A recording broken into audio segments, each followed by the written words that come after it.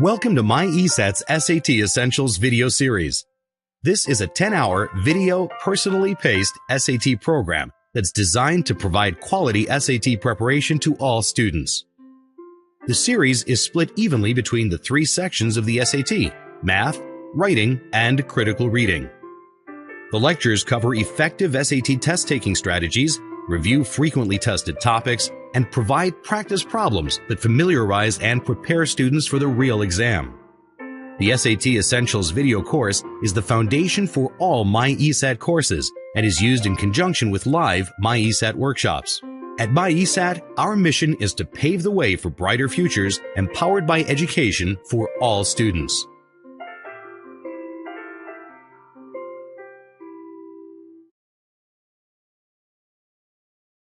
Hello, you're watching the SAT Essentials video series. This is the introduction video, and my name is Dorothy Lee.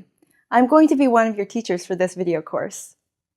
The excellent team here at MyESAT designed this SAT Essentials video series to be the perfect place for students to jumpstart their SAT journey. In this 10-part series, we're going to cover some essential SAT strategy, review commonly tested topics, and go over practice problems that's going to help you get used to the SAT format. The things that we cover here in this video course are the exact same things that are taught by leading SAT prep companies.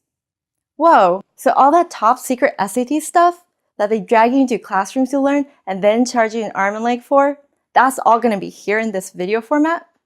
Yes it is. Well, without further ado, welcome to our introduction video. Today, I'm going to go over how to use this excellent course.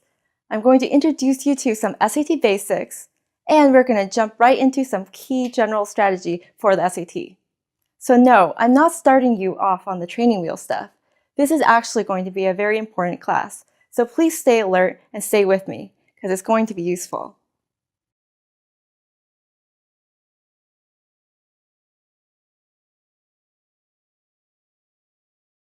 So what do we have here? This is Kenji MyESAT, your TA for today. As you can see, Kenji is a very good-looking dude. When he's not busy being an SAT TA, he also models for GQ and is a part of a hit boy band. True story!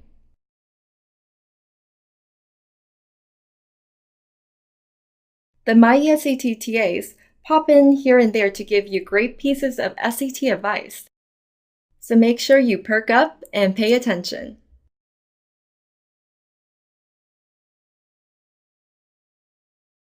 Alright, so this is our agenda for our class today. We're going to 1. Talk over the basics of the video series. So that means we're going to talk about what to expect and how you should use this course. And 2, we're going to go over the SAT test basics. 3rd, we're going to go over a few powerful and general SAT strategies. So these are strategies that you're going to apply to all areas of the SAT. That's right. So this is not a lecture that you can just skip.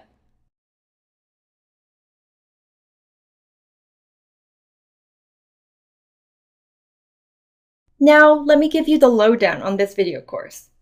Why are you watching this long video series, and what are you going to get out of it anyway? Okay, so this is an 8-hour, 10-part video series. And that sounds long, right? But compare it to a typical SAT course that is 18 hours long. So this video course is quite a bit shorter, but still manages to introduce all the same SAT essentials that's found in leading SAT courses. So now you're probably wondering, how can an 8-hour video really cover the same material that's taught in 18 hours of live class? And this is how. Number 1, it's because this video is 100% efficient. Did you know that in a traditional class, you can spend more than half the time with teaching dead time?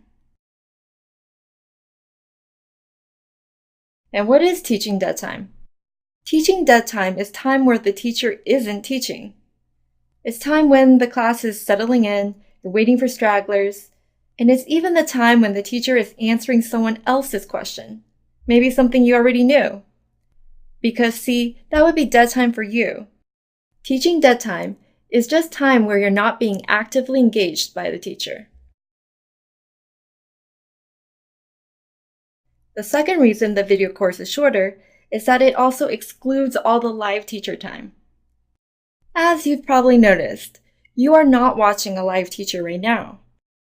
But having a live teacher answer your questions and give you personal feedback is invaluable, and it's an essential part of every My ESCT course. It's the part in our live focus workshops. So you see, the video series is where you're going to hear all the material for the first time, and the workshops are where you get all your practice, where you get your questions answered, and where you get all that great live feedback that you can only get from a live teacher.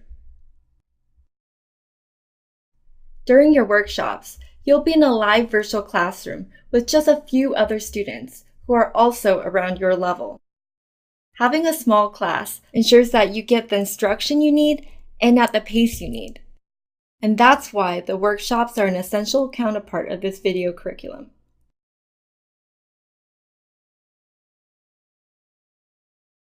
All right, boom, let's get started.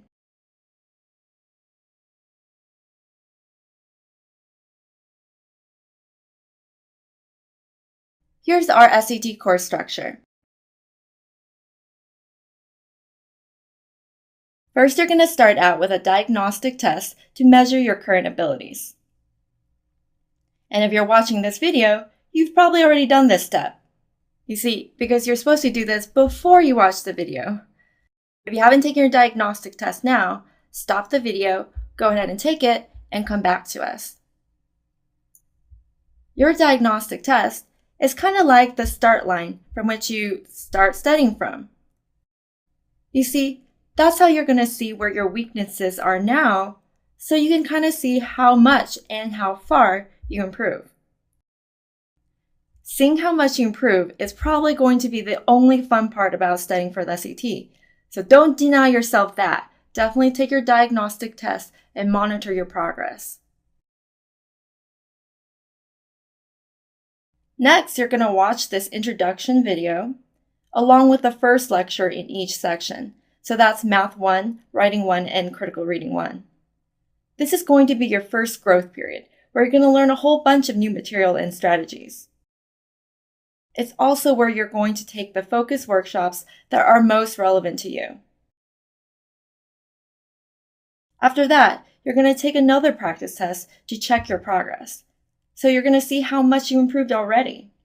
Most students see the greatest improvement at this practice test. Then comes your second growth period. Here you're going to take the second lectures in each section and also their related focus workshops. Then test yourself a third time, and by now you're probably going to see some real big score increases. Then you're going to enter your third and last growth phase. Here's where you're going to take your last lectures and focus workshops. You're going to be wrapping up your materials and getting ready for the big day. And then you're at the finish line. Take your last practice test with us. The score you get here, minus the score you started with, that big number is how much you improved by. Okay, cool. So now let's talk about what you need while watching this course. Just like a regular classroom, make sure you always have a notebook and pencil. As we're working through these classes, we're going to be going over practice problems that you're going to want to do on your own scratch paper, and also you're going to be jotting down notes that are going to be super useful to you when you review. So if you don't have your notebook and pencil with you right now, why don't you pause the lecture quickly and go grab them? Got them? All right, cool, because we're going to move on. So one way in which a video course is better than a traditional class is that the video course is personally paced. That means you're gifted with the power to watch the lectures at any pace. You can watch bits and pieces 1 time or 10 times. You can hit pause every time you need to think, which, might happen once in a while. And if your head starts to hurt, you can always take a break hit the pause, pick up some Advil, and come right back to us. In fact, when you get used to working with our video course, I bet you're going to start wishing you can personally pace some of your own high school teachers. Next thing about this course that's good to know is that the practice problems that we cover here are going to be medium level in difficulty. So they definitely can be confusing the first time we go over them. They're not easy. So please take advantage of our video structure and do use the pause and rewind button anytime you need. And well, if you find the questions are a little bit too hard for you, or if you find that they're a little bit too easy for you, well, don't trip. Because Goldilocks says that the focus workshops that we put you in will be exactly your level. And what else is good? Well, you see, I know you're busy, and you know you're busy. Your math teacher may think you're not busy enough. But anyway, with this SAT course, you can schedule your test prep to fit perfectly into your schedule.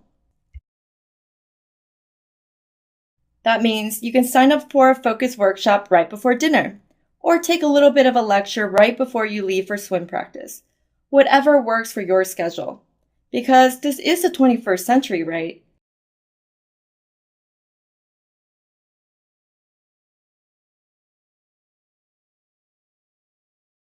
And how do online classes work? Well, let me tell you. Our online courses are comprised of various workshops focused on specific topics. Focus workshops, like their name, focuses on one specific part of the SAT. So, take a moment and think about what that means. That means you can take all the focus workshops for the areas that you need to improve in, and take none for the areas you really don't need to improve in. And that is true personalization right there.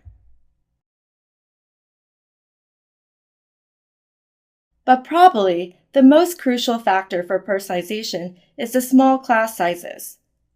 We grouped several students of similar abilities with a teacher trained to engage and personalize. And that means no lecture we give is exactly the same. What's this? Comics in class? Awesome, right? Well, you see, we thought we'd keep things interesting for you. So in order to give you a quick breather, and maybe a laugh too, we've popped in 3 comics in every lecture. Look.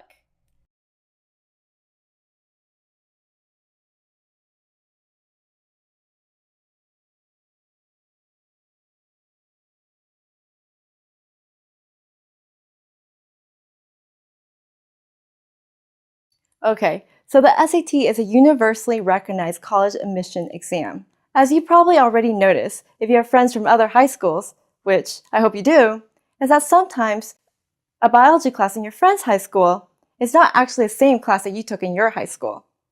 Maybe you had a harder teacher, or maybe you were lucky enough to be in one of those classes where almost everybody gets an A. So I guess what I'm getting at is that there's a lot of variance between classes in different high schools across the nation, because the US is a big country. And so that's why colleges use the SATs. They use it as a common measuring stick, which helps them compare students across the nation. So back to the question, why is the SAT important? Well, to get into college, duh. That's why we're all taking this test. But you already knew that. But did you also know that having a high score can really increase your chances of receiving scholarships and grants for college? Which is like free money. Did you know that over $160 billion of financial aid were given out in 2010? Yes, kids, that's billion with a B. You know, the one that has 9 zeros.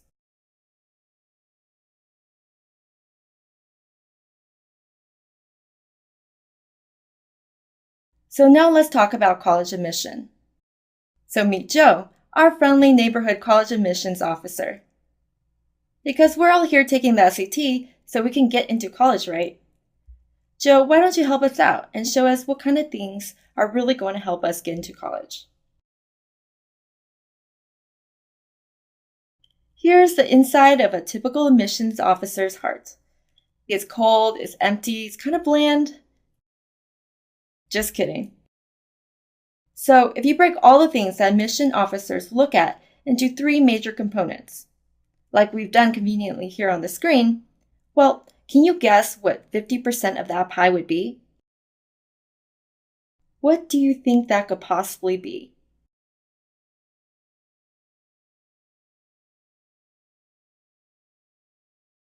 It's going to be your schoolwork. This is by far the most important factor in college admission.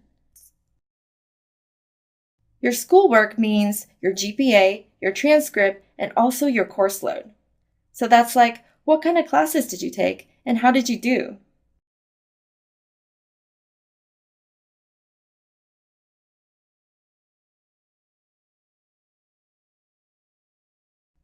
Now let's take a look at the other two factors, each worth 25%.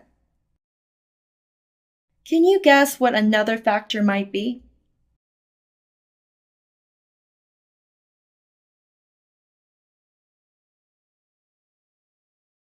And you might have. The next 25% is going to be your application. Your application includes all the things that you fill into your actual application. So that means your personal essay and your extracurriculars. Admission officers use this to get a sense of your interests and also who you are as a person.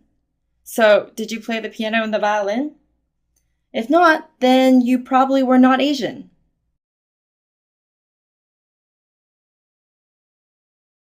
And lastly, the third factor here is the reason why we're all here today. And you guessed it, it's your SAT score. Your SAT score is about 25% of what colleges consider in their admissions decision. Oh, so that's why we're here today. And here's our next big question. Where did the time go? As you stand here in your life, all old and mature at the ripe age of 16 or 17, you might reflect on your life and wonder, how much of what I've done in life will help me get into college? Well, let's see. How much time did you spend in each of these three factors? Okay, let's start with the first one. Throughout high school, how many hours do you think you spent on getting your GPA? So that means all the time in class and all the time outside of class where you're doing homework and working on projects.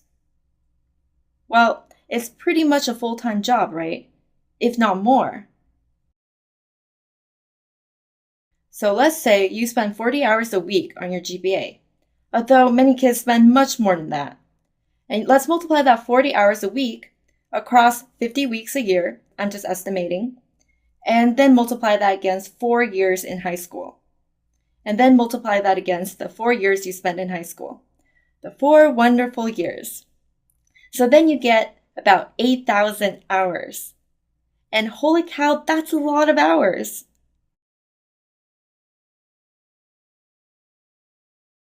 Okay, so moving on. What about your application portion? How many hours do you think you spent there? Think about all the time you spent playing a sport, working at the mall, or doing community service, all that extracurricular time as well. Okay, so let's say you spent 5 hours a week, and many of you guys who do sports or play a musical instrument spend much more than that.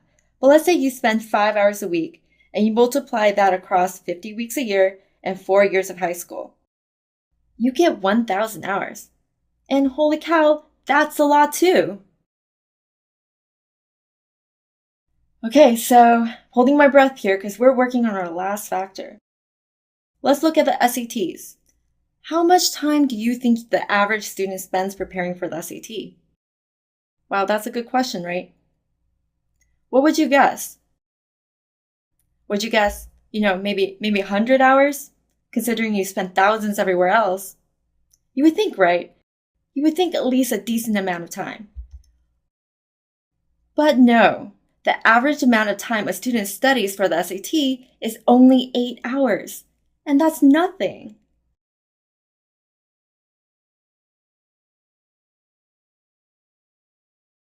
So what looks fishy here?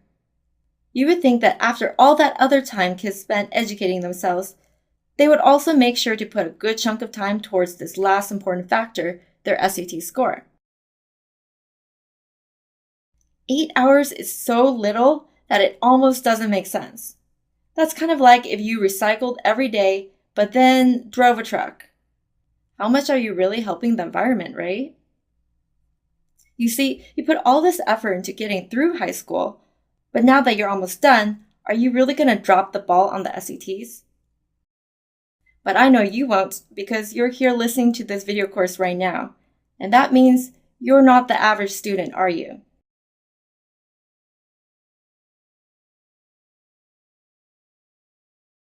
Now think about it this way. If you spend an extra hour, just one extra hour, on your sport or your homework or your class, will that really significantly improve your chances of getting into college? Just that 1 hour? Well, what about an extra 10 hours? Would that really make a difference over 4 years of high school?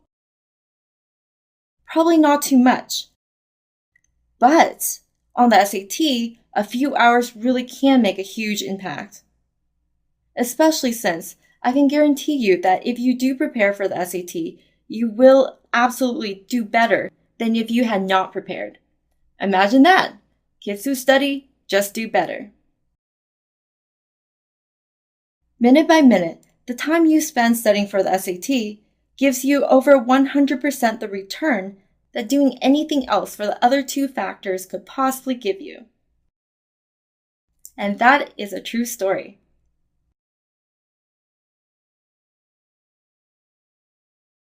Okay, so now that we kind of get why the SAT is so important, let's talk about the actual test.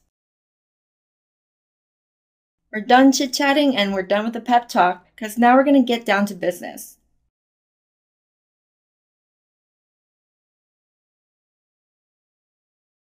Okay, so the SAT is a 4-hour exam, and that includes 3 5-minute breaks. What you see here on the screen is the official SAT test structure. That means it's exactly where you're going to get on test day. In fact, if the proctor deviates from this structure or forgets to give you one of your breaks, you should definitely speak up, because that should not happen. Now let's take a look at the test. Section 1 is always going to be your 25-minute essay. Sections 2 through 7, which are also each 25 minutes long, can come in any order. That means you can get critical reading first and then math second, or you might get math first and then writing second and critical reading third. It can be all mixed up. Moving on, section 8 and 9 are only 20 minutes long, so the sections get a little bit shorter at the end, ending with section 10, which is the only 10-minute section on the SAT. So that one's really short. Okay, so you got it? Kind of near the end, the test makers realize you're getting kind of tired, so they do give you a break, and the last 3 sections get shorter and shorter.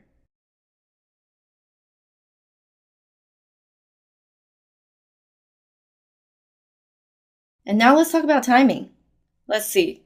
On SAT day, you're probably going to drag yourself up at the crack of dawn, which is difficult, especially for a teen.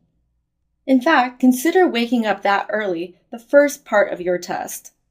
To prepare yourself, set your most trustworthy alarm, or 2. And maybe one of these alarms is your mom.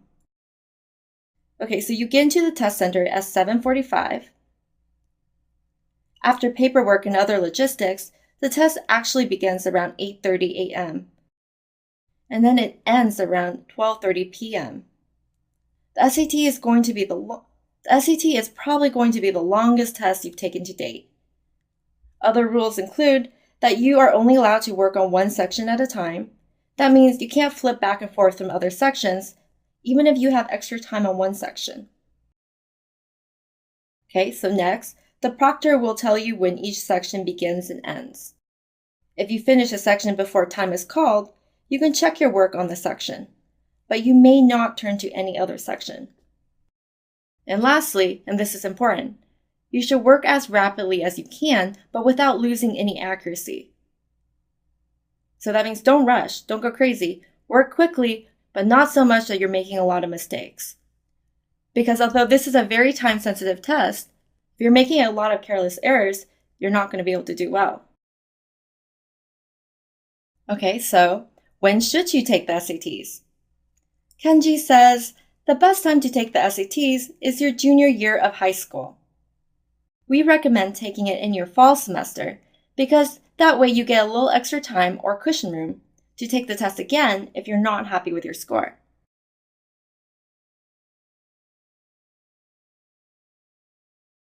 Okay, so moving on, scoring the test. But not that kind of scoring. We're talking about scoring the test. Yeah, the cooler kind of scoring. So get out your pencils now because we're going to take some notes right here. On the SAT, for each correct answer, you receive 1 point. Okay, so 1 point, 1 correct answer. For questions you omit, you receive no points. And you're probably all used to that, but here's where it gets a little bit hairier. For every wrong answer you give to a multiple choice question, you then lose 1/4 of a point. And that is what the SAT test makers call the guessing penalty.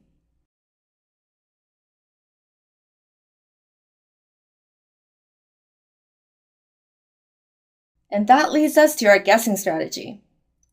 If you can eliminate one or more of the answer choices, then you should always guess. So that means if you're going through a problem and you notice that you know for a fact that one of the answer choices is just absolutely wrong, you know that for a fact, but say you don't know anything else about the other 4 answer choices, should you guess? Yes, you should, because you've eliminated one of the answer choices. It's always statistically going to be in your interest to take a guess. However, if you can't eliminate any of the answer choices, then don't waste your time. Don't guess, just move on. And we'll get into why this guessing strategy works a little bit later.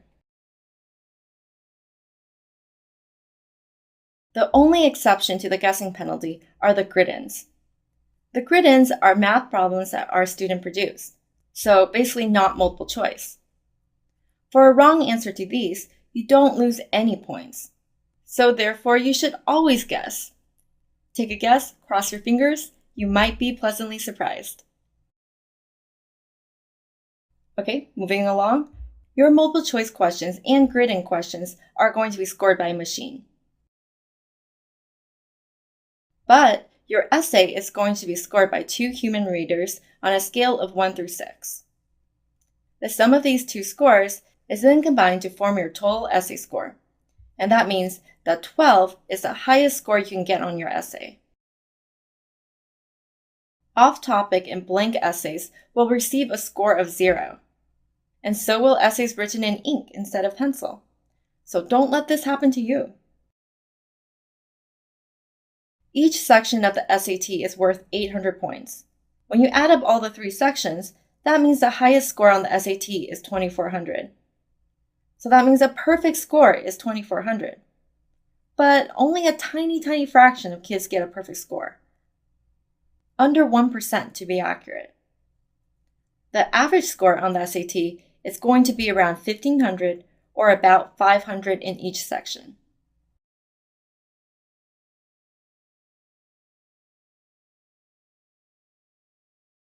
Now, I want you to imagine it's the day of the test. As soon as you walk into the test room, you'll be given a test booklet and an answer sheet. The test booklet is the booklet with all the SAT questions in it. You know, it's the one that looks like this. So let me tell you about this test booklet. It's going to be all yours to do whatever you want with. So you can write all over it like you own it. Jot down notes, use it as scratch paper, use it to cross off wrong answers, circle right answers. Write on it like you did with your mom's kitchen wall when you were 3. But remember, while you have to turn it back in, nobody's going to check or grade your work, and you will not receive any credit for work you did in it. After time is called, you may not transfer answers from your test booklet to your answer sheet. and you may not take any part of the test booklet from the testing room.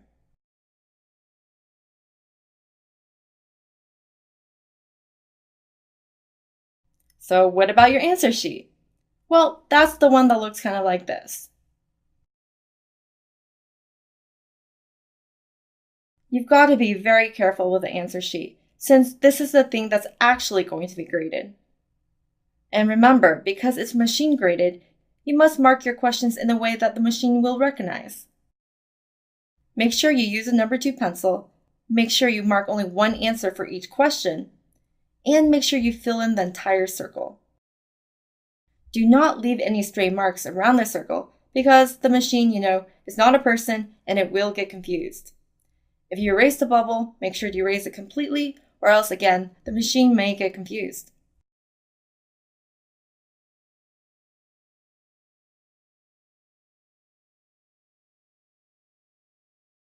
Bubbling on the SAT can be trickier than other types of bubbling, like bubble bath bubbling.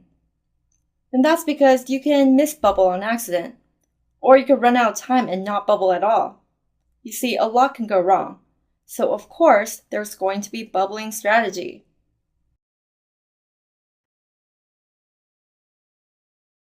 Okay, so imagine this. You're working your way through the SAT, you're in your groove, and then you think to yourself, well, what is the most efficient way to bubble?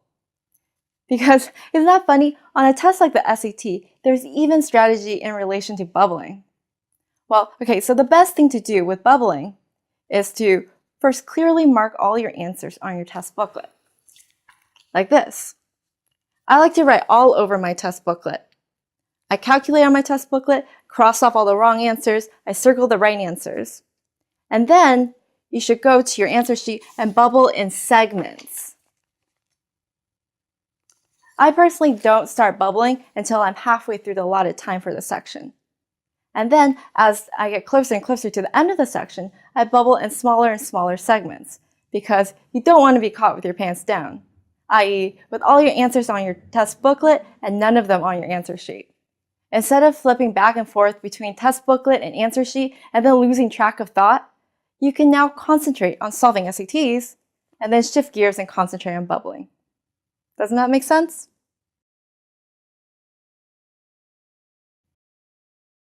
Okay, so recap. You're going to bubble questions in sets, and oh yeah, you're going to be careful to bubble in the right bubble.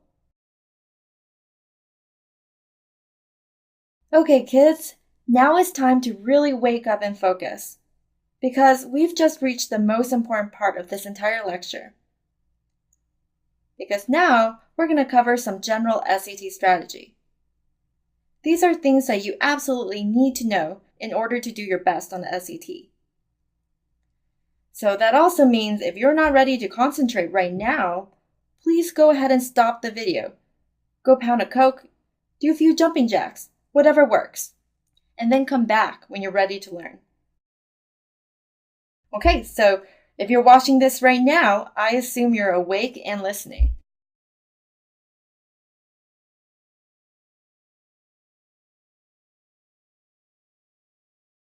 Let's talk strategy. Starting with guessing strategy. So, when is it worthwhile to guess? And what does the guessing penalty really mean? On your high school test, you're probably used to giving every question a guess, because it's better to put something there, right, rather than to leave it blank.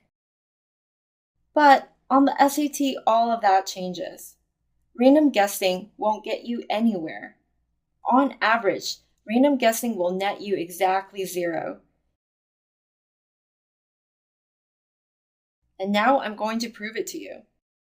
Pull out that notebook again and number lines 1 through 20, just like you see it here on the screen.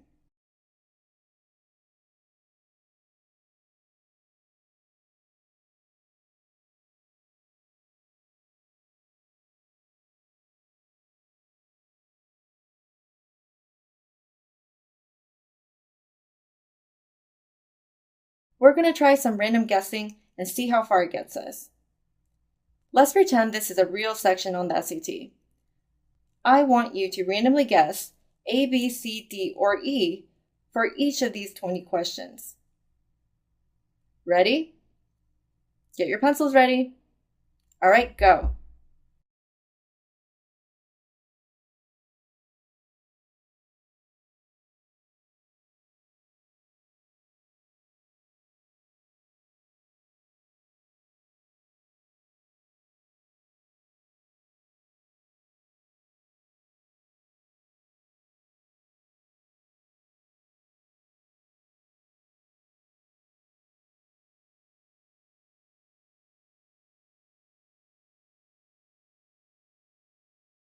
Are you done? Okay, now it's time to grade yourself. Yes, grade your random guesses using this answer key.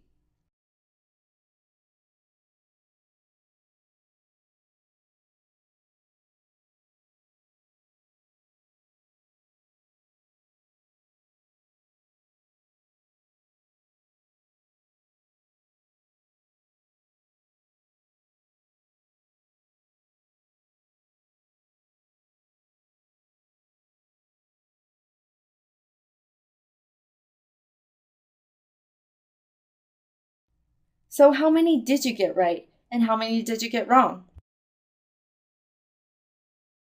Well, let me show you what my answers were. So I did the exercise with you and I did my random guesses and then I graded myself. All the questions that I crossed out in red, I got wrong, and all the questions I checked in blue, I got right. I ended up getting 4 right and 16 wrong.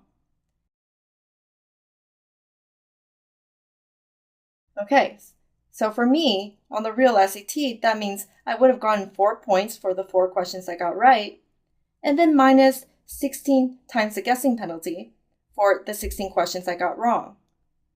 So 16 times 0.25 equals 4.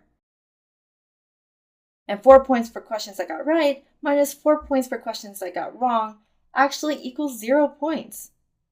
And this proves to us that guessing will get you nowhere. It also kind of reinforces the rule that we went over earlier. If you can eliminate one answer choice, then guess. But if you can't eliminate any, don't bother. It won't get you anywhere.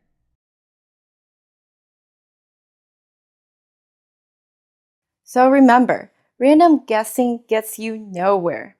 Instead, it's just going to waste your time. But think about it this way. If random guessing gives you, on average, exactly the same score as not guessing at all, then anything slightly less than random is definitely going to help you. So remember this rule, write it down, because this rule is very important. If you can eliminate even one answer choice, it's always in your best interest to guess.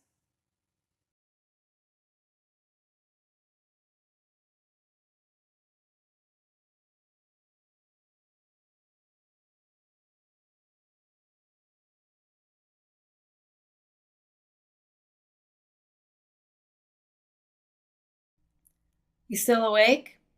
Wait, I think I hear your mom coming. Okay, just kidding. But if that didn't perk you up, well, this will. This is the best strategy yet, and that's why we saved it for last. This strategy is something we call question control. And it's arguably the single most important strategy anyone can give you on the SAT. It is the mother of all strategies.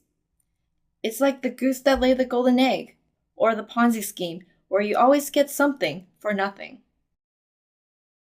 Every single good test prep course is going to teach you this strategy, because for most people, it can give you a higher score without learning any new material. Does that sound good to you? This is a strategy that will give you a higher score by asking you to do less work. So what is question control? Well, it means that by answering less questions, almost anyone can instantly raise their score. That doesn't sound right, does it? How can that be right? And it's because you're going to strategically do less. Have you noticed, for example, that sometimes you're going to spend the most time on a tricky question? You'll guess, and then you'll second guess yourself, and then finally you're going to get the question wrong anyway. So basically you're spending all this time, and the end result is no gain. Now think about the problems that you made all those careless errors for. These are the questions that you actually do know how to solve, and you would have gotten right too, if only you had an extra moment to check yourself. You see, these careless error questions are the questions you should be getting, but you aren't, because for some reason or another, you're spending way too much time on the questions that you can't get right anyway. So now think to yourself, what if you skipped all the hardest questions on the SAT? If that's something that sounds good to you, then maybe question control can save you. What if I told you you can always skip the 10 hardest questions in math? You always can do that. And that's your rule. Well, then you'd be pretty happy, right? Because maybe you're horrible at probability questions. Maybe you're so bad that the more time you spend thinking about probability questions, the lower the probability you have of getting them right.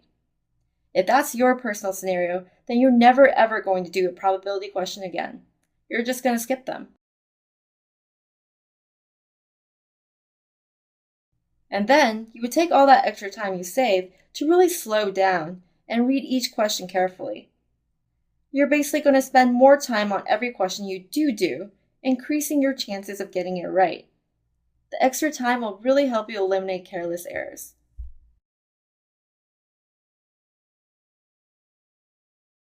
So let's take a look at the raw score formula for the SAT. This is a formula test makers use to grade you.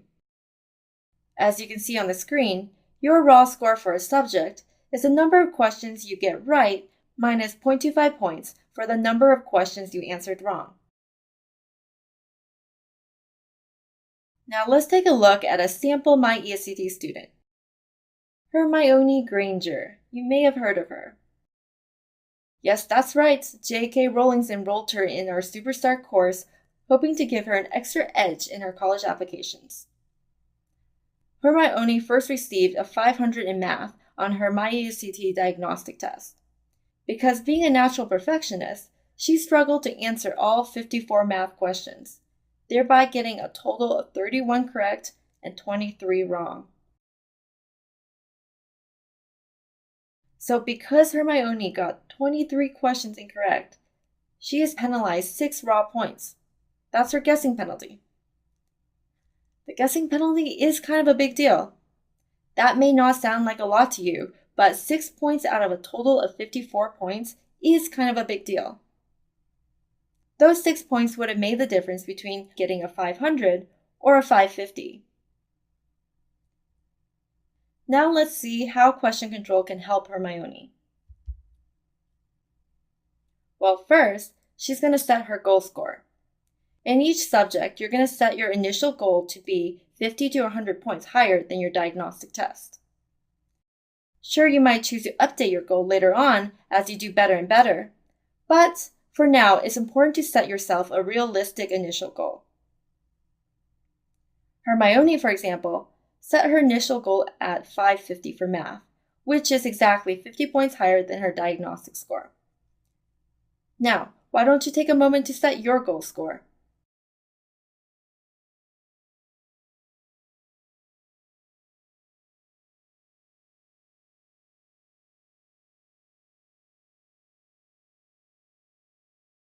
Have you seen this chart before? Well, you might have, because this is the SAT score conversion chart. It converts between a raw score and the scale score that you're used to seeing. You see, Hermione's goal for her scaled math score is 550. And looking at this chart, that really means that her goal raw score is 31.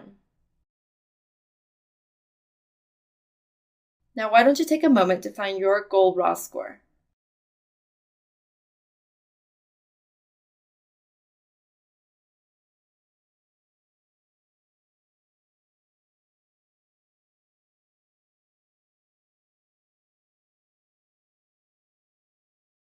Ready? Did you find it?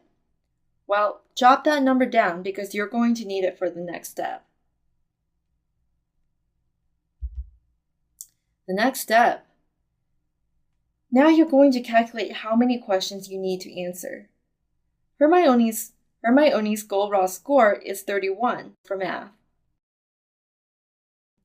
So looking at this raw score formula and doing this calculation, we can figure out that she needs to get 34 questions right and at most 12 questions wrong. And that means she can omit 8 questions. And assuming she spends a little over a minute for each question, that translates to a good 10 minutes of extra time. That little bit of extra time can really help Hermione get the questions she does answer right.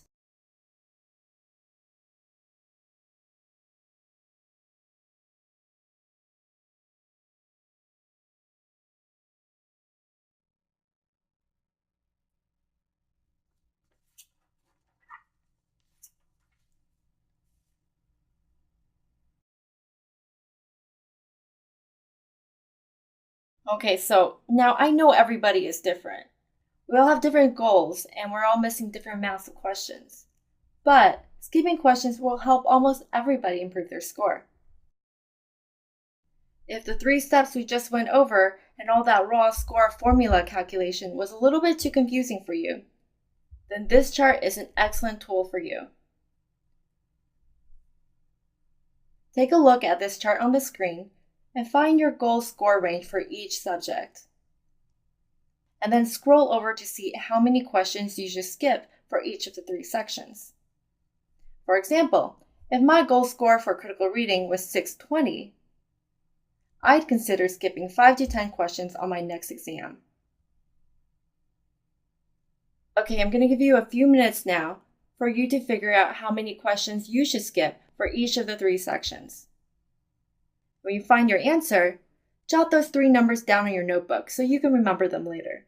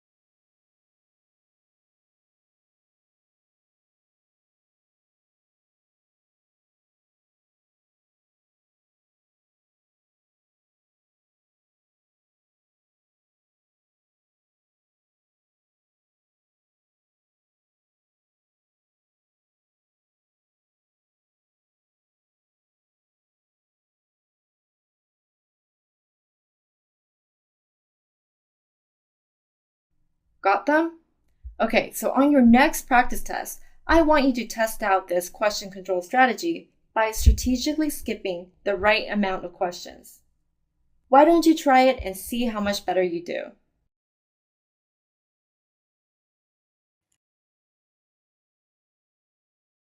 If you only remember one thing from today's lecture, I want you to remember this. Always polish your bongo stick because presentation is everything. Wait, that's from my other lecture. From this lecture, I want you to remember one thing. The question control strategy is your friend. This strategy is so effective that most students who use it correctly instantly improve their score with no further work. You like that? Less work, more points. So I'm going to repeat it one more time because it's that important. Most students should not answer all questions on the SAT. Instead, they absolutely need to know how many questions they need to answer in order to get their goal score. And then they use this knowledge to strategically skip the questions that are hard for them and spend more time on the questions that they have a good shot at. Do this correctly, and there's only one direction your score can go. And that direction is not down. No. If you need help figuring out your personal question control number, we'll work with you individually in our live focus workshops titled Practice Test Review.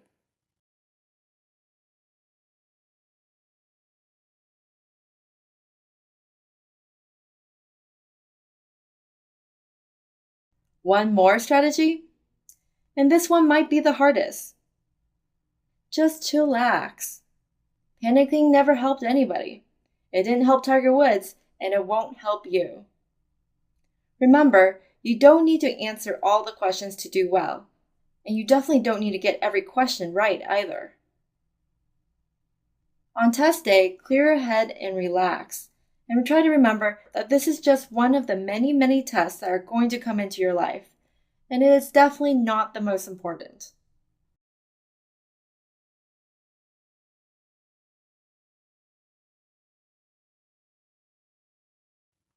And last thing, and I promise this is the last thing, if you are thinking about taking a MyESCT course, right now is actually the best time to register if you haven't already. By enrolling in the full course at the beginning of the video series, you get the benefit of having a course consultant help you design an efficient schedule and curriculum from the very beginning. Your personal SAT curriculum will include live focus workshops that add upon and deepen material that we cover in each video lecture. Sound good? Well, nice. I'm so glad to be a part of your SAT journey. Congratulations for getting started, because we're going to set it off.